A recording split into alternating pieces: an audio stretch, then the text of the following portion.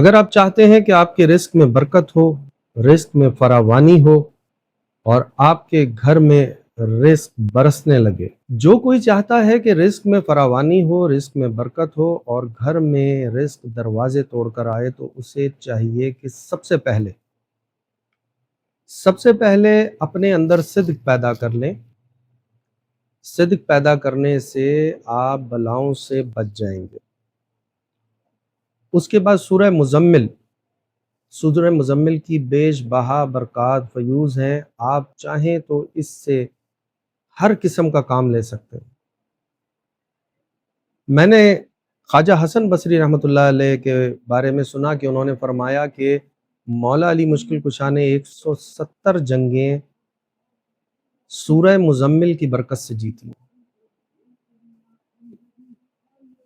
سورہ مزمل اگر کوئی شخص روزانہ بلا ناغہ 11 مرتبہ پڑھنے کا معمول بنا لے، ماں اجازت کے، اگر اسے اجازت ہو تو 11 مرتبہ اجازت کے ساتھ اگر کوئی پڑھنے کا معمول بنا لے تو اللہ تعالیٰ اس کے رزق میں برکت عطا فرما دیتے ہیں، فراغی رزق ہو جاتی ہے، گھروں سے نحوست دور ہو جاتی ہے، زندگی سے نحوست دور ہو جاتی ہے، ہر طرح کے معاملات میں اللہ رب العزت آسانیاں پیدا فرما دیتے ہیں۔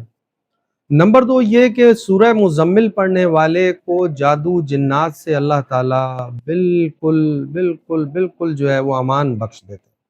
اللہ رب العزت کے فضل و کرم سے جادو سے، جنات سے، ہر طرح کی حسد سے، نظر سے سورہ مزمل کا پڑھنے والا بالکل بچا رہتا ہے۔ اس کی زکوٰۃ بھی ادا ہوتی ہے۔ سفر کے مہینے میں اگر کوئی اس کی زکوٰۃ ادا کرنا چاہے تو یہ بہت ہی بہتر ہے۔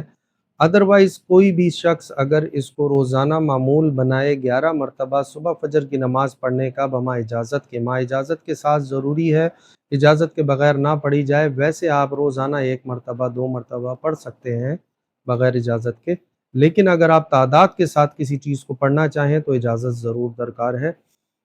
سورہ مزمل پڑھنے والے کے لیے ایک اور خاص چیز یہ ہے کہ اللہ رب العزت اس کے ہاتھ کو کشادہ کر دیتے ہیں، اسے دینے والا بنا دیتے ہیں، بانٹنے والا بنا دیتے ہیں۔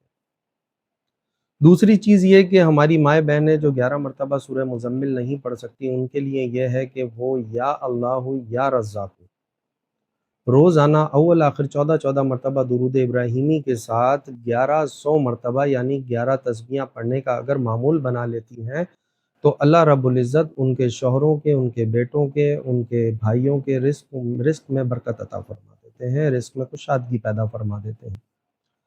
ایک اور چیز رزق کے لیے بہت بہترین ہے سورہ قریش اور سورہ کوثر۔ اگر کوئی یہ سب چیزیں نہ کر پائے تو اسے چاہیے کہ سورہ کوثر کو 121 مرتبہ اگر پڑھنے کا معمول بنا لیں تو سورہ کوثر کافی رہتی ہے رزق کے لیے، دشمنوں سے، حاسدوں سے بچنے کے لیے۔ سورہ قریش اگر کوئی پڑھتا ہے تو سورہ قریش پڑھنے والے کی بھی رزق میں اللہ تعالیٰ فراغی عطا فرما دیتے ہیں۔